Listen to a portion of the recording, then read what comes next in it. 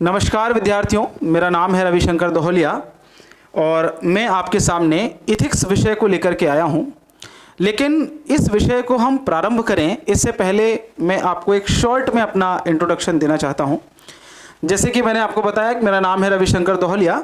मैं वर्तमान में मध्य प्रदेश के इंदौर शहर में रहता हूं।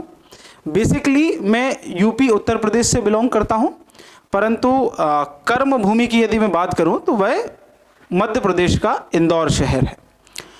यूपीएससी और स्टेट पीएससी को लेकर के विगत 8 वर्षों से मैं अध्यापन का कार्य कर रहा हूं, मेंटरशिप का कार्य कर रहा हूं। और यदि मैं बात करूं तो पूर्व में मेरा चयन भारतीय रेलवे में लोको पायलट के रूप में हुआ है, जहां पर मैंने 6 महीने तक ही सेवाएं दी, क्योंकि वो स्वभाव के अनुरूप नहीं था। इसलिए पढ़ाने को लेकर के जो जुनून था और जो जज्बा था, उस कारण मैंने इसको छोड़ दिया और विद्यार्थियों को जो है वो गाइड कर रहा हूं। मैं अगर अपनी शैक्षणिक योग्यता की बात करूं तो मैंने एमए किया है राजनीति शास्त्र में। ठीक है, राजनीति शास्त्र में एमए किया है और सामान्य तौर पर यूपीएससी और स्टेट पीसीएस के लिए मैं पॉलिटी और इथिक्स, ये 2 विषयों को पढ़ाता हूं। आज मैं आपके सामने इथिक्स विषय को लेकर के आया हूं। तो इस विषय को हम प्रारंभ करें इससे पहले हम थोड़ा सा इस विषय के बारे में जो ट्रेंड एनालिसिस है इसका, उसको समझ लेते हैं। यदि इथिक्स की बात की जाए तो यह विषय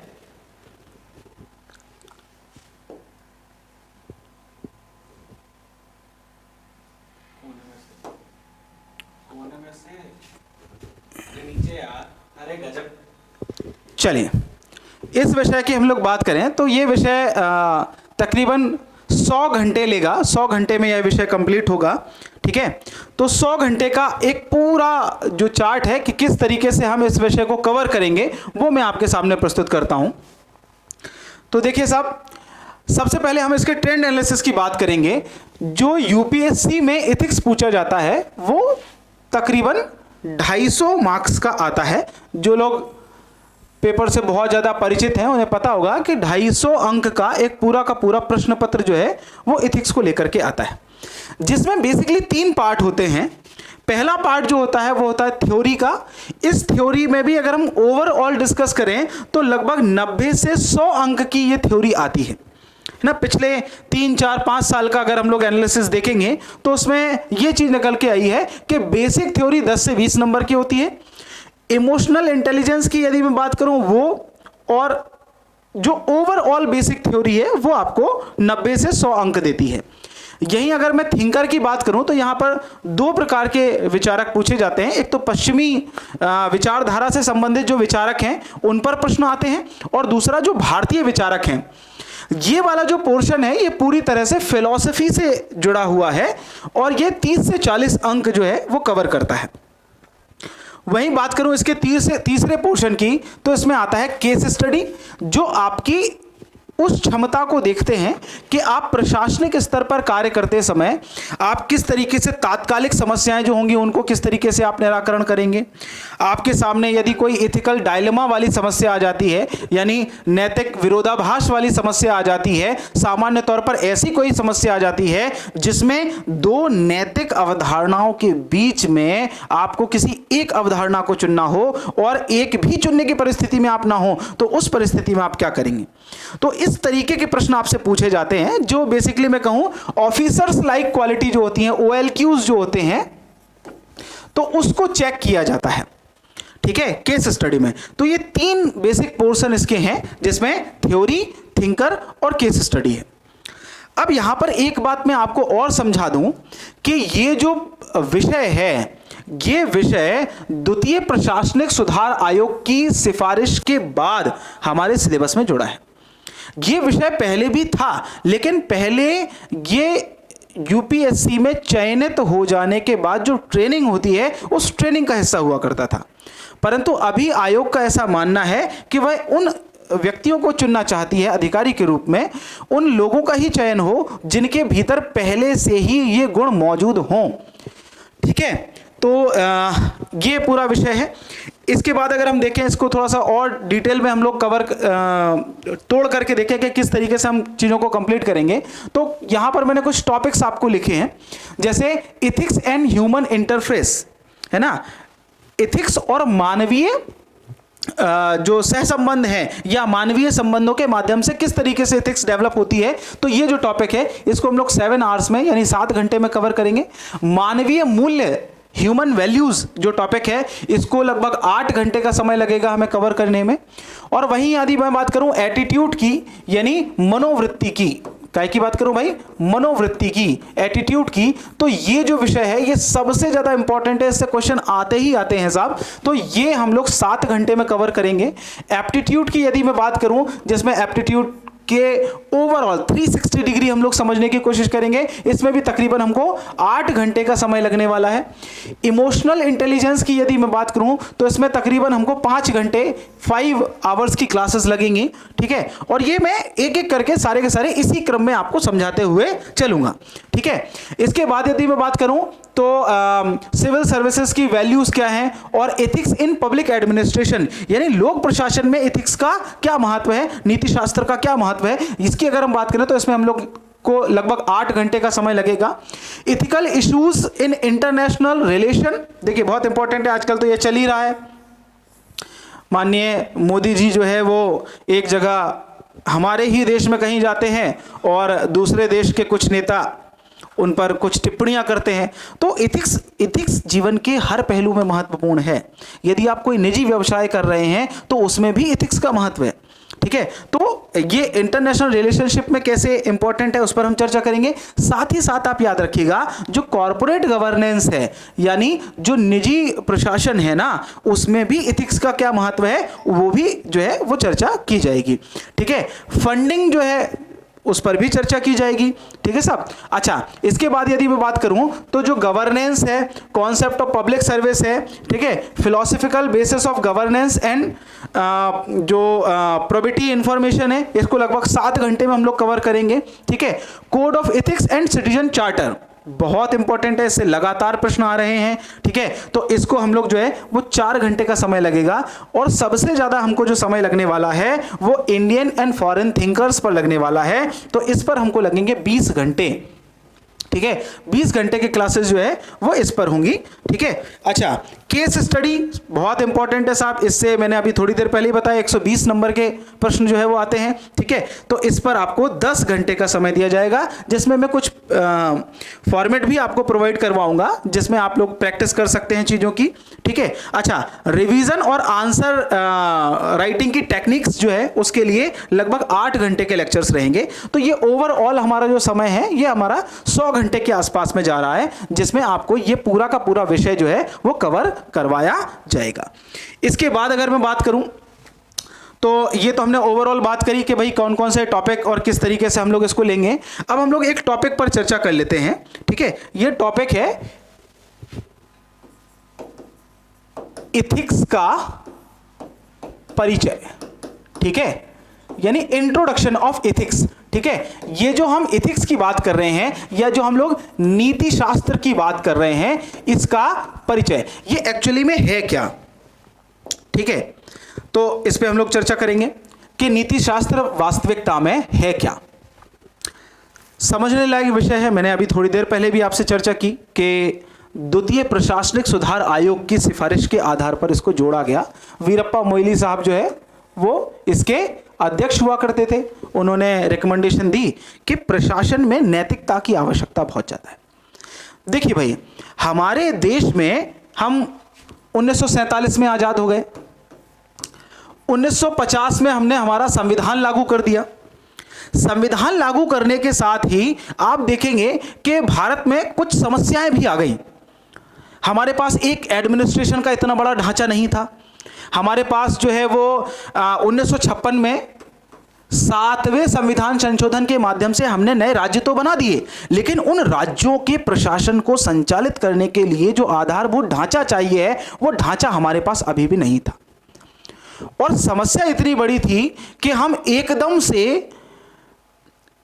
वैकेंसी निकाल करके योग्य युवाओं को चयनित करके और उनको एडमिनिस्ट्रेशन में रख दें, यह भी संभव नहीं था, क्योंकि यदि आप उस समय को समझ रहे हो और उस समय के बारे में आपने पढ़ा हो तो आपको यह भी पता होगा कि भारत गरीबी की चपेट में तो था ही, साथ ही अशिक्षा की चपेट में भी था। यदि हम उस समय की बात करें तो हमारे पास अशिक्षित लोग थे। दुनिया के तमाम देश हमारे तरफ जो है वो ये नजर गड़ा करके रखे हुए थे कि देखिए किस तरीके से भारत का लोकतंत्र विफल होता है। ऐसे में हमारे तात्कालिक जो शीर्ष नेतृत्व था उसने यह निर्णय लिया कि हमारे पास जो भी लोग हैं, अभी जो भी अंग्रेजी पद्धति के माध्यम से चयनित लोग हैं, जो भी हमारे पास निचले स्तर के कर्मचारी हैं, हम उनका की पदोन्नति करेंगे और उनको पदोन्नति करके उच्च उच्च पदों पर आसीन कर देंगे। लेकिन यहां पर कहीं ना कहीं हम देखेंगे कि कुछ जो एडमिनिस्ट्रेटिव क्वालिटीज होती हैं उनको हमें कॉम्प्रोमाइज करना पड़ा। और इसके कारण क्या हुआ आप देखेंगे, इसके प्रभाव हमको 20 साल बाद, 25 साल बाद 1975 1980 में दिखाई देने शुरू हुए। भारत में लगातार भ्रष्टाचार बढ़ता जा रहा है। यहां तक भ्रष्टाचार बढ़ गया कि हमारे देश के एक प्रधानमंत्री संसद के भीतर ये बात कहते हैं कि मैं जब केंद्र से 1 रुपए भेजता हूं तो 5 पैसे 10 पैसे जनता तक पहुंच पाते हैं। ये मेरे नहीं, ये हमारे उस समय के देश के प्रधानमंत्री का स्टेटमेंट है। तो ऐसी जब परिस्थिति हमको देखने को मिल रही है, एडमिनिस्ट्रेशन में लाल फीताशाही को बढ़ावा मिल गया, एडमिनिस्ट्रेशन में जो है वो जो लाइसेंसिंग राज्य था उसको जो है वो बढ़ावा मिल गया और एक लूट खसोट जो है वो देश में आगे बढ़ती रही। इन्हीं चीजों को लेकर के जब 1990 और 2000 का दशक आया तो हमारे देश के शीर्ष नेतृत्व ने एक बार पुनः इस बात पर विचार करना स्वीकार किया कि इस समस्या को जड़ से कैसे मिटाया जाए। और इसी कारण आप देखते हैं कि कहीं ना कहीं वीरप्पा मोइली की अध्यक्षता में द्वितीय प्रशासनिक सुधार आयोग बनाया और उसी प्रशासनिक सुधार आयोग ने जो है वो ये रिकमेंडेशन दी कि प्रशासन में नैतिकता को स्वीकार किया जाए। इसलिए आप देखेंगे कि सेकंड एडमिनिस्ट्रेटिव कमीशन की जो रिकमेंडेशन है, उनकी जो अनुशंसाएं हैं, उसमें 4थे नंबर की जो रिपोर्ट है वो ये कहती है कि शासन में नैतिकता को किस तरीके से जो है वो लाया जाए। और इसी के कारण ये जो विषय है ये हमारे सामने उपस्थित हुआ। भली ठीक है, ये तो हमने ये चर्चा कर ली कि ये विषय कैसे आया। अब ये विषय है क्या, क्योंकि जब तक देखिए यूपीएससी आपसे किसी भी विषय के संबंध में बेसिक अप्रोच चाहता है। यदि उसको विशेषज्ञ चाहिए होते तो वो पीएचडी किए हुए व्यक्तियों को ही आमंत्रित करता, लेकिन वो क्या चाहता है, विशेषज्ञ नहीं, वो सामान्यज्ञ चाहता है। वो ऐसा व्यक्ति चाहता है जिसके पास सामान्य जानकारी हो, जिसके पास सामान्य नॉलेज हो। तो हम इस एथिक्स विषय के बारे में सामान्य जानकारी और जो जानकारी लगभग सबके पास होनी चाहिए वो जानकारी आपको उपलब्ध कराएंगे। तो देखो साहब, अगर हम बात करें एथिक्स की तो ये जो विषय है एथिक्स, ये इथोस शब्द से बना है। किससे बना है भाई? इथोस शब्द से।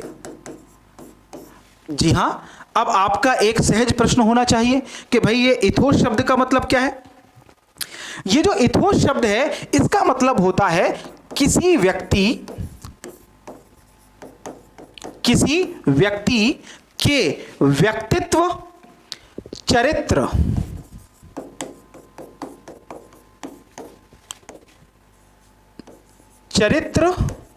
या आदत का विज्ञान। देखिए साहब, 3 बातें निकल करके आ रही हैं। एक एक शब्द को आप पकड़ें। अगर एक भी लाइन आप पढ़ रहे हैं और उस एक लाइन में आपको एक शब्द का मतलब नहीं पता है तो आप उस लाइन के बाद मत पढ़िए भले ही, लेकिन उस शब्द के मतलब को आप समझेंगे तब जाकर के आप वो समझ पाएंगे जो एक्चुअल में यूपीएससी को चाहिए है। बिटवीन द लाइन पढ़ना होगा, 2 लाइनों के बीच में जो लिखा होता है उसको पढ़ना होगा। ठीक है, तो हम बात कर रहे हैं व्यक्तित्व की। व्यक्तित्व यानी पर्सनालिटी। देखिए, किसी भी व्यक्ति का व्यक्तित्व जैसा बन जाता है वो उसी प्रकार के कार्य करता है। और एक गलत व्यक्तित्व का व्यक्ति यदि प्रशासन में आ जाए तो समझिए जरा कि एक गलत व्यक्ति जब शक्तिहीन होता है तब भी समाज को नुकसान पहुंचा देता है, तो यदि एक व्यक्ति जो गलत आचरण का है वो शक्तिशाली हो जाए, उसे पावर मिल जाए, तो वो समाज के लिए कितना नुकसानदायक होगा। तो यहां पर एथिक्स के माध्यम से क्या किया जाता है, किसी व्यक्ति के व्यक्तित्व को समझा जाता है, उसके चरित्र को समझा जाता है कि उसका चरित्र क्या है, और उसकी आदतों को समझा जाता है कि उसकी आदतें क्या हैं। तो किसी व्यक्ति के चरित्र, व्यक्तित्व और आदत का विज्ञान, ठीक है, क्या है भाई, विज्ञान। विज्ञान का मतलब क्या है, किसी भी चीज की सिस्टमेटिक जो अध्ययन है उसको हम लोग विज्ञान कहते हैं। तो सिस्टमेटिक अध्ययन जब होगा किसी चीज का, तो हम उसके बारे में समझ जाएंगे कि भाई इस व्यक्ति में कितनी कैपेबिलिटी है, कितनी योग्यता है या कितनी अयोग्यता है। अच्छा, इसके अलावा और मैं बात कहूं कि एथिक्स साहब क्या है, एथिक्स जो है वह व्यवहार का ज्ञान है कि कोई व्यक्ति किस परिस्थिति में कैसा व्यवहार करेगा, ये एथिक्स है। एथिक्स को समझ करके आप किसी भी व्यक्ति के विषय में पूर्व कथन कर सकते हैं। आप यदि किसी व्यक्ति को बेहतरीन तरीके से समझते होंगे तो आप यह भी समझ पाएंगे कि वह व्यक्ति किस परिस्थिति में किस तरीके से व्यवहार करेगा, आप उसके बारे में पूर्व कथन कह पाएंगे। ठीक है, जैसे मान लीजिए श्याम के बहुत अच्छे तरीके से आप जानते हैं कि उसका मनोभाव क्या है, उसकी मनोदशा क्या है, और फिर कोई तीसरा व्यक्ति आपसे आकर के कहे कि वो श्याम ने चोरी कर ली, तो आप कहेंगे नहीं नहीं, ऐसा हो ही नहीं सकता, ऐसा संभव ही नहीं है। ये आप कैसे कह पाए, क्योंकि आपने उस व्यक्ति के चरित्र को, उस व्यक्ति की मनोवृत्ति को, उस व्यक्ति के जो चरित्र है, उसका जो आचरण है, उसको बेहतरीन तरीके से समझा हुआ है। ठीक है भाई। अच्छा, तो अब हम और थोड़ा सा समझने की परिभाषा समझने की कोशिश करते हैं कि भाई एथिक्स की परिभाषा क्या निकल कर क्या रही है। ये तो मैंने आपको शब्द का अर्थ बता दिया। अगर हम परिभाषा की बात करें तो एक ऐसा विषय जो मनुष्य के आदत, चरित्र, स्वतंत्र संकल्पना, मैंने 2-3 शब्दों का जिक्र किया है, आप लोग थोड़ा सा ध्यान दीजिएगा। ठीक है, क्या है, ऐसा विषय जो क्या करता है साहब, मनुष्य के आदत, समझिएगा, आदत, चरित्र, स्वतंत्र संकल्पना, इस शब्द पर बड़ा ध्यान दीजिएगा। स्वतंत्र संकल्पना है ना, स्वतंत्र संकल्पना, इस शब्द पर आप जरा ध्यान दीजिएगा। स्वतंत्र संकल्पना का मतलब क्या है, हम किसी भी व्यक्ति के आदत को, हम किसी भी व्यक्ति के चरित्र को या उसके द्वारा किए गए किसी भी कार्य को, उसके द्वारा किए गए किसी भी कार्य को तब तक सही या गलत नहीं ठहरा सकते हैं जब तक उसने वो काम स्वतंत्र संकल्पना के साथ ना किया हो। क्योंकि यदि स्वतंत्र संकल्पना के साथ कोई व्यक्ति कार्य नहीं करता है तो उसके कार्य को सही या गलत नहीं ठहरा सकते हैं। समझ रहे हैं आप? देखिए, समझने की कोशिश करिएगा आप। स्वतंत्र संकल्पना क्या है, अगर कोई व्यक्ति मेरे माथे पर बंदूक लगा करके मुझसे कोई कार्य करवाए तो क्या कहा जाएगा कि इसके द्वारा किया गया काम सही है या गलत है? वहां पर मेरी स्वतंत्र संकल्पना नहीं है किसी काम को करने की।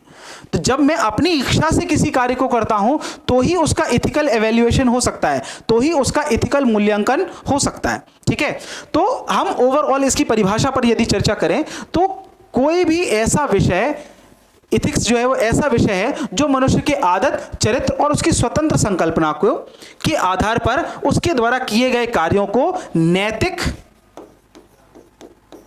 या अनैतिक घोषित करता है, शुभ या अशुभ घोषित करता है। ठीक है, यानी कोई कार्य शुभ है या अशुभ है, ये कैसे घोषित होगा कि उसकी स्वतंत्र संकल्पना क्या है, उसकी स्वतंत्र संकल्पना के आधार पर ही ये तय होगा। तो ये हमने ओवरऑल जो है वो एथिक्स के बारे में समझा है। ठीक है, कि ये होता क्या है।